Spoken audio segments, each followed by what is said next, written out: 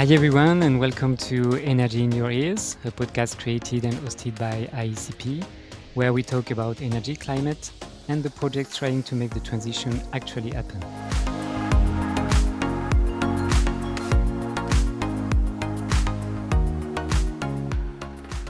I'm Jean-Sébastien Broc from IEECP, and I'm happy to be your host for this episode, which is the first one of the mini-series related to the 30 years of the ODYSSEE-MURE project. ODYSSEE-MURE is a European project dealing with energy efficiency indicators and policies.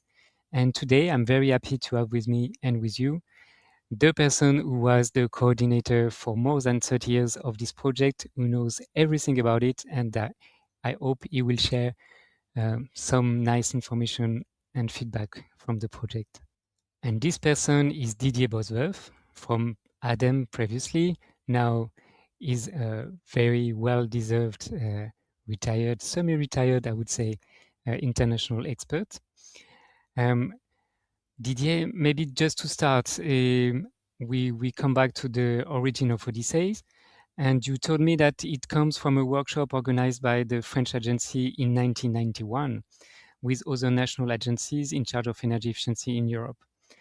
At that time, what were the main reasons to develop energy efficiency indicators at national level? Thank you, Jean-Sébastien. So I am effectively the happy and honored coordinator for this project for the last 40 years. Within the Energy Efficiency Agency, and this project, or the idea of energy saving calculation, start in the beginning of 80s. And we develop such type of methodology for the French agency only. And this project or this methodology was step by step known by some other agencies. And this is why we decide to organize a first workshop through the ENR Club, which is a club of energy efficiency agencies. And we start with 6 pioneers countries on a voluntary basis. And we discuss methodologies and also if they are ready to embark on this project, because it's a certain effort to gather this data collection. We also mentioned that it was not only data collection, but also analysis and reporting. So this 3 dimension was discussed at the beginning. And this methodology was new at that time, because we don't use a classic methodology of econometrics to analyze energy demand, but what we call technico-economic analysis, which mixed economic and engineering approach. And see the originality of this methodology and also this level of detail evaluation. We do that because we believe that each policy should be monitored by certain indicators. So this is the main argument was first to evaluate savings in total, because we have already at ADEME some program evaluation, but we would like to have a more broader view and also to place, I may say, or to evaluate the contribution of the ADEME's or French government program to the overall energy efficiency trend. So this is this particularity of this project is to have an overall or sectoral views of energy efficiency overall, but also a very detailed approach by end users, technology, and so on. We come back on that. So this is, it was first, let's say, a broad evaluation, not directly linked to policies, because at that time the number of policy was not so large, but step by step, the argumentaire for both agencies was to monitor policies. I just would like to add that many countries joined the project because they don't have that type of monitoring system at national level. For ADEME, the idea was to have a cross-country comparison at the beginning of the story. This objective was not particularly shared by all the participating countries, but it's step by step that after having implementing their national monitoring system, we argue to have a more cross-country comparison between participating countries. Thanks a lot, Didier. And indeed, you highlighted very well the added value of the project and how it has developed, and to cover, let's say, more information, more indicators, but as well more countries. And indeed, one strength of ODYSSEE-MURE is that it covers all EU member states, even more countries in Europe. So from what you said already, we can infer that this did not happen overnight. So can you tell us how easy or difficult was it to get all the countries involved that are partners of ODYSSEE-MURE today? At the beginning, I say that I was a happy and honored coordinator, but it's clear that now we have 40 countries, plus some other consultants. It's not obvious as a coordinator to manage a network of 180 experts with sometimes good reason to have different views for because your national characteristic mentions that indicates that we cannot have the same views every time. So we, in fact, it was important for me, and later on I discovered that for the EU, which found this project, that I should have the full coverage of the EU. It means that even if one country is missing, we may have some trouble. So I admit that I make a lot of effort. Sometimes I was under the carpet, I may say, to accept some condition of some participating national team. I don't want to give you some name, but I remember some anecdotes, for example, in UK, where I have 1 minute, the civil servant say, okay, Mr. Bosseboeuf, you have 1 minute to convince me to participate. So this, you see, that was not so obvious. Then, after this pilot project with 6 pioneers, I don't know the term in English, we call it bouche à oreille. It means that there is a spread of this project. And at one point in time, the Commission told me that he has some extra budget, and if I can make a proposal, they can support this ODYSSEE-MURE project. And this is why it was more easier for me to convince the participating country to participate to ODYSSEE, because they were paid for that. The second important moment, was when we have the Berlin Wall falling, and the introduction of, we may say, former Eastern European countries, which would like to participate, or they can, and they would like to participate to the project. So we have about 8 or 10 new countries, which was added to the classic former Western countries. It was an important gap because the practice on energy efficiency and their data collection was quite far compared to the 20 years of experience of the Western European countries. So we make a pilot project only dedicated to these 10 or 8 or 10 countries to see if it works. And fortunately, it works. We make a lot of effort in training and so on, but finally, we were successful. And after, of course, it was not perfect at the first years, and step by step, they improve their data collection, their interest in the project, their understanding, and now they are fully integrated. And we have a last trend where we have now the energy community countries, to make sure Balkans country, which will be maybe joining the EU in the next future, which also joined the project 4 years ago. And it's a bit more difficult because they have a very few practice on efficiency policies implementation and data collection. But I am sure we will also solve that. There are also some countries like Norway and Switzerland which were interested to join, and they are very important for us. One counterexample, it's UK. After Brexit, they have to quit the project but they are calling for coming back to the project. So, and this is important because we can learn a lot of things from UK. Thanks a lot, Didier, to give us some flavor of this long journey to get this very large team of This Odyssey, it's Odyssey to Odyssey.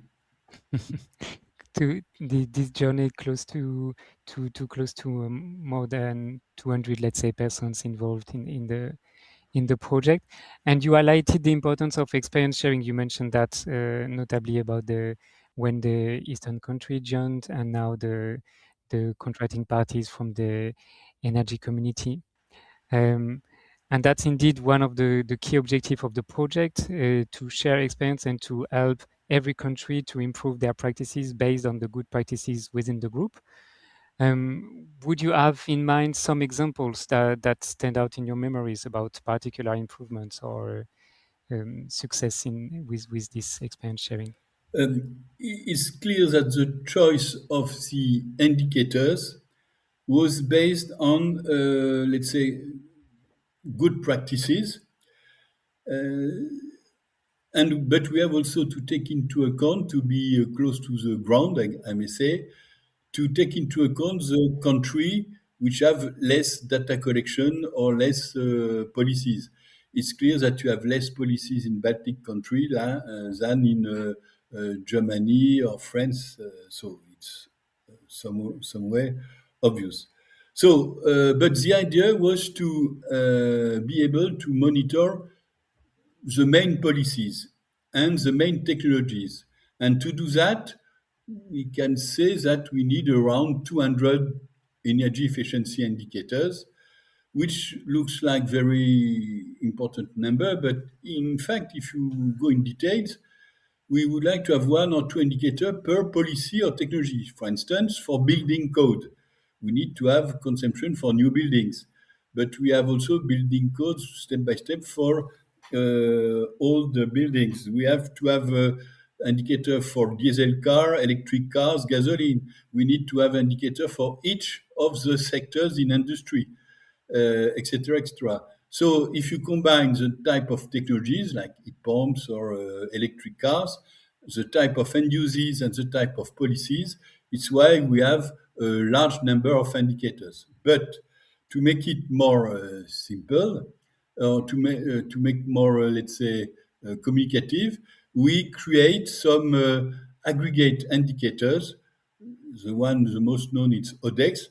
We provide an assessment of energy efficiency trend at national or sectoral level. So we summarize the information that we get from the 200 indicators.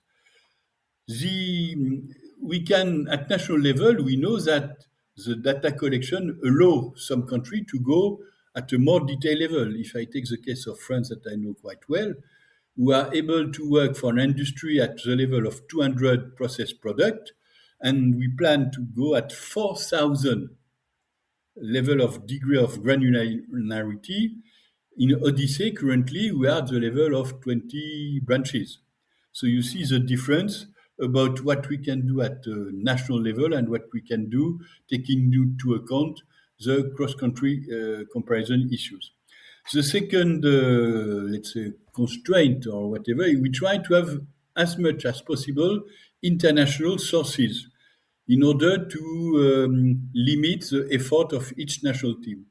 And of course, the first thing we think is to base our data creation on what it exists in Eurostat.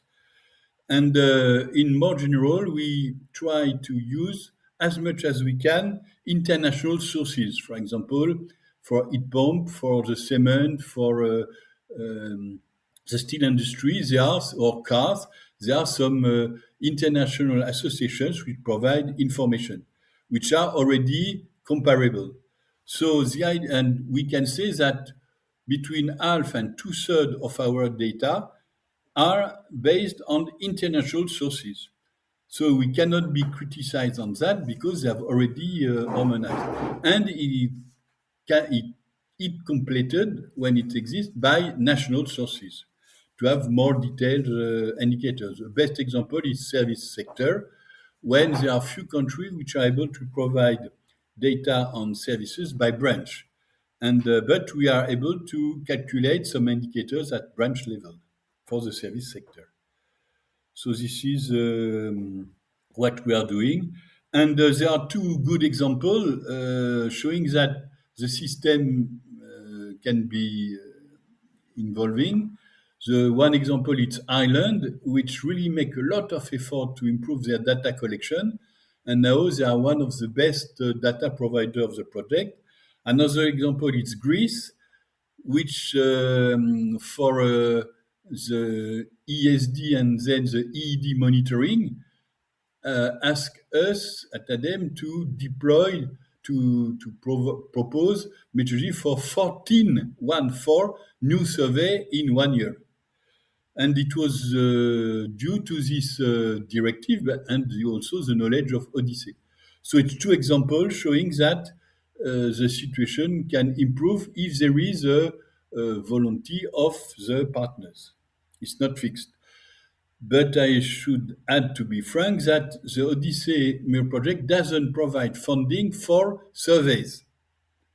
So it's clear that it's need a specific effort for the national team if they want really to improve the data collection.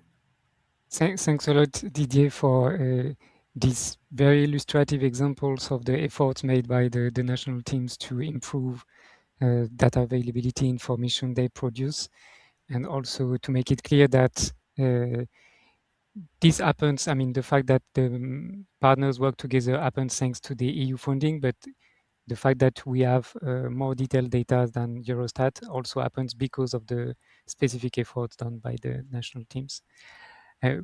We spoke so far about the, let's say, the backstage of the project. So let's now move to what the project delivers.